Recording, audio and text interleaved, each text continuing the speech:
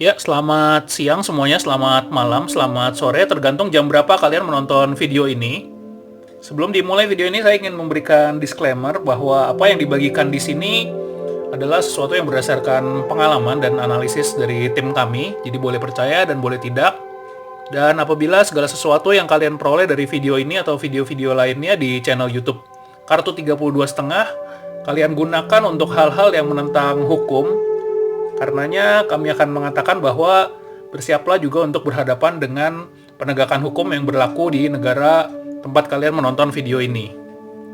Oke, selamat menonton. Jangan lupa jaga kesehatan karena COVID-19 masih berlangsung sampai saat ini pandeminya. Jaga kesehatan kalian sebaik-baiknya. Baik semuanya, sebelum kita mulai lebih jauh, saya ingin memulai video ini dengan pertanyaan. Menurut kalian di dunia ini yang lebih banyak itu orang yang merasa bahagia atau orang yang merasa tidak bahagia? Coba pikirkan pertanyaan itu selagi saya akan menerangkan gambar di kartu-kartu yang ada di sini ya, yang sudah saya siapkan. Ini adalah proses kehidupan manusia.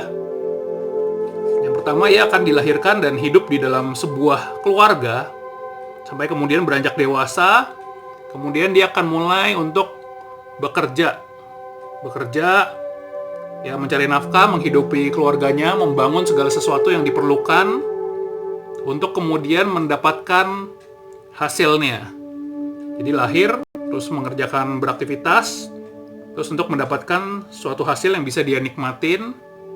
Setelah itu ada juga yang setelah mendapatkan hasilnya, ketika dirasa cukup, dia akan pergi untuk mengejar passionnya atau mengejar cita-citanya, mencari apa sih sebetulnya yang ingin dia lakukan di dunia ini. Dan dia akan menemukan passionnya itu dan mulai bekerja sesuai dengan passion. Jadi udah bukan untuk kebutuhan semata-mata, tapi untuk memenuhi keinginan atau untuk memenuhi rasa bahagianya dia. Oke, jadi sebelumnya dia bekerja memang untuk kebutuhan, tapi setelah itu dia bekerja untuk mengaktualisasi diri atau untuk pengembangan dirinya dia, untuk kebahagiaannya dia. Oke, sampai sini saya harap ini mudah dimengerti ya. Nah, kemudian kembali lagi ke pertanyaan yang tadi. Lebih banyak mana orang di dunia ini yang merasa bahagia atau merasa tidak bahagia? Jawabannya mungkin udah ada di depan mata ya. Barangkali sebagian dari kalian akan jawab, ya lebih banyak orang yang tidak merasa bahagia. Betul kan? Kalau banyak orang yang sudah bahagia hidupnya di dunia ini, apa yang mau dicari lagi, apa yang mau dikejar-kejar, dan mungkin tingkat kriminalitas, ya tingkat peperangan juga mungkin akan sangat menurun drastis ya kalau semua orang memang di dunia ini udah sebagian besar merasa hidupnya bahagia. Nah, kenapa sih orang-orang di dunia ini dibilang sebagian besar tidak bahagia? Kalau dari yang kami analisis di sini, di dalam hal rencana New World Order, bayangkan bila semua orang itu merasa sejahtera dan bahagia, apa gunanya New World Order? Itu tidak ada gunanya. Tidak ada gunanya kan? Karena orang tidak bisa diatur-atur. Kenapa mereka ingin mengatur? Mereka ingin mengatur orang untuk memenuhi kebutuhan mereka, untuk dikejar-kejar dengan kebutuhan, untuk selalu merasa nggak bahagia. Sehingga apa? Supaya bahagia, si orang-orang NWO ini akan menawarkan suatu jalan untuk bahagia. Jalan yang mungkin bukan sesuatu yang baik. Oke, sampai di sini. Nanti setelah ini akan kita lanjutkan ke pembahasan di bagian berikutnya ya.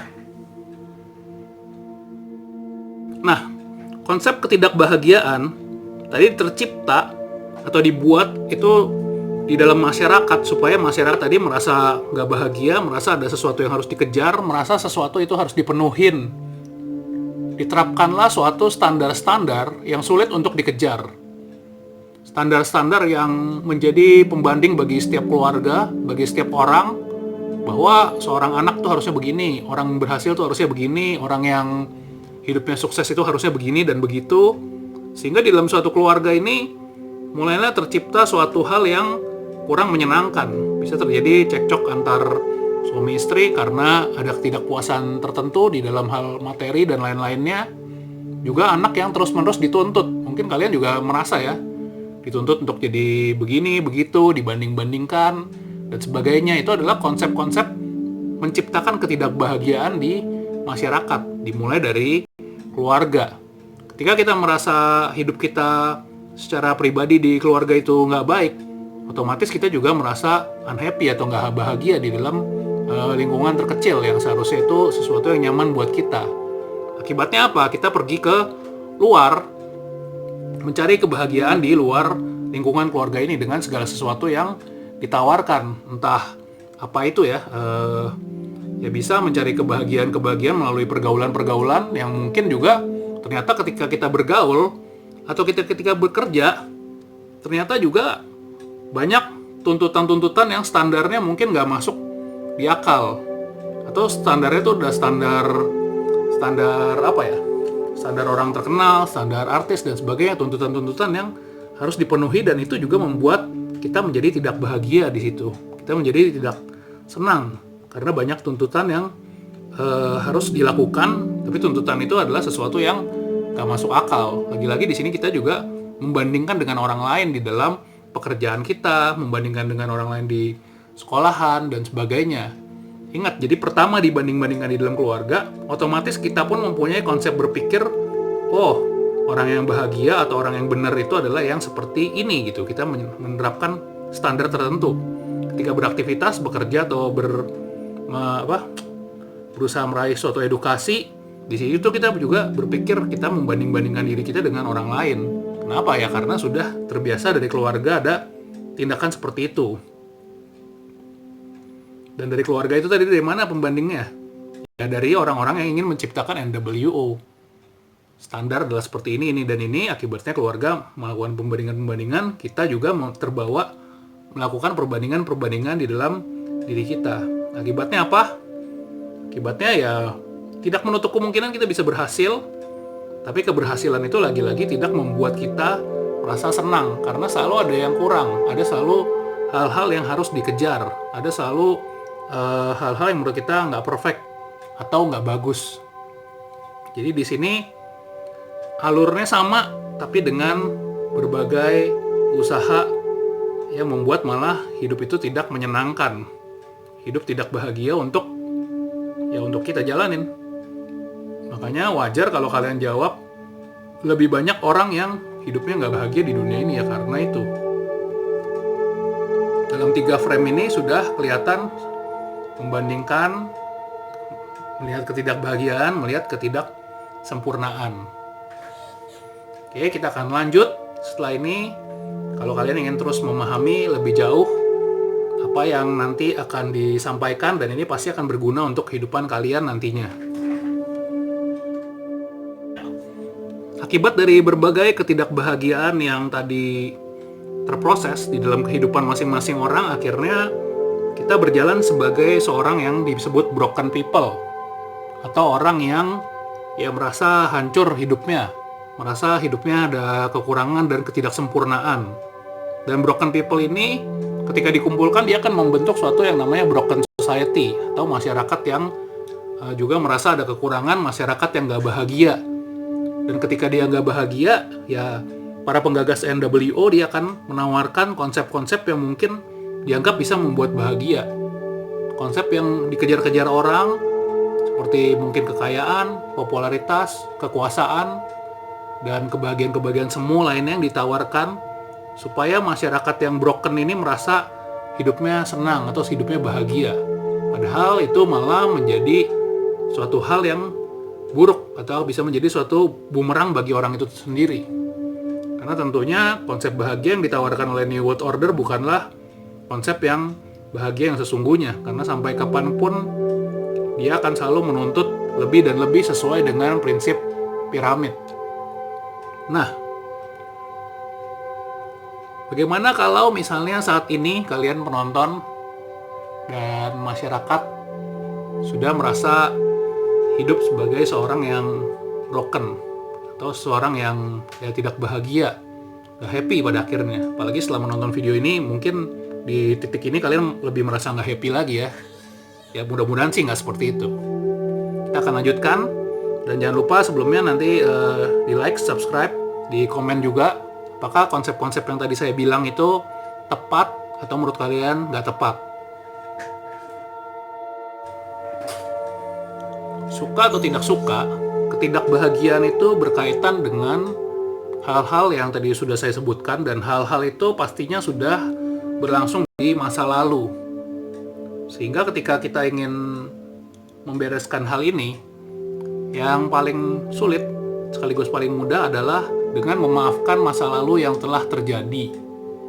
Memaafkan apa? Memaafkan mungkin ya masa lalu di dalam keluarga yang kurang baik. Kita juga memaafkan diri kita sendiri yang barangkali seringkali berbuat hal-hal yang bodoh yang membuat kita menyesal. Kita harus memaafkan dan menerima itu, tidak terus-menerus menganggap diri kita sebagai orang yang aneh, orang yang terkucil, orang yang gak berbakat dan sebagainya. Itu tidak bisa terus-menerus kita jalani seperti itu. Itu akan membuat semakin gak bahagia dan mengejar-ngejar hal yang tadi ya, yang susah atau hal yang standarnya nanti tinggi banget. Kita harus bisa memaafkan mulai dari diri sendiri di masa yang paling lampau, ingatan-ingatan yang buruk.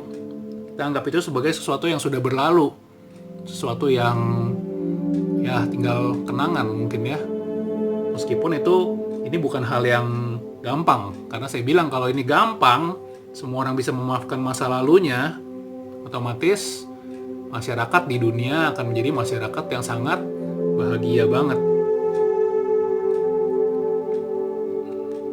Yang berikutnya adalah berhenti membanding-bandingkan apa yang kita kerjakan, apa yang kita jalanin saat ini, atau peranan kita saat ini dengan peranan-peranan yang dilakukan oleh orang lain. Kita nggak perlu merasa bahwa pekerjaan kita nggak ada artinya, atau kita merasa prestasi kita di sekolah itu buruk dibandingkan orang lain.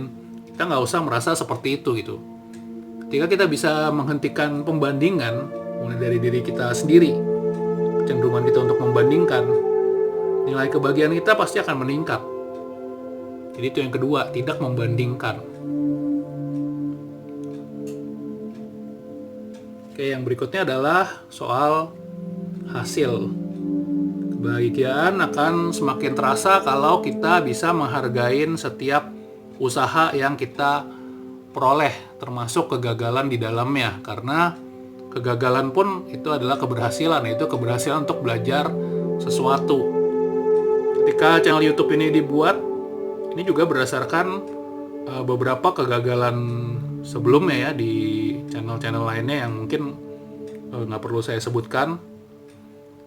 Dan ketika memulai channel ini pun banyak keraguan, tetapi akhirnya kita bisa jalan sampai sekarang.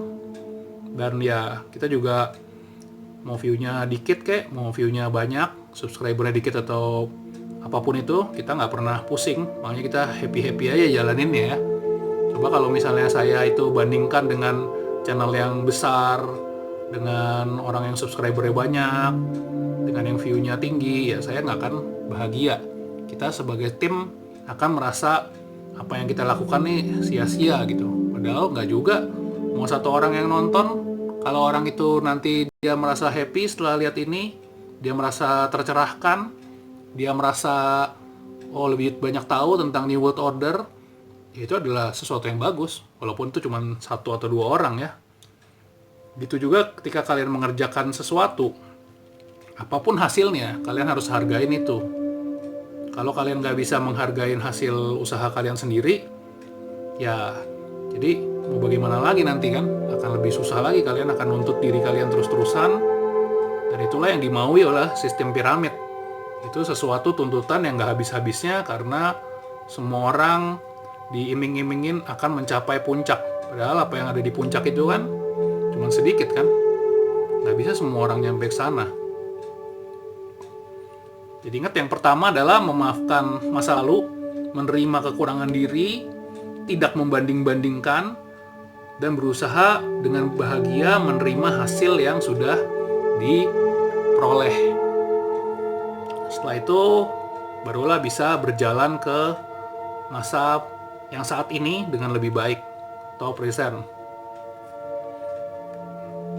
Ini present tulisannya.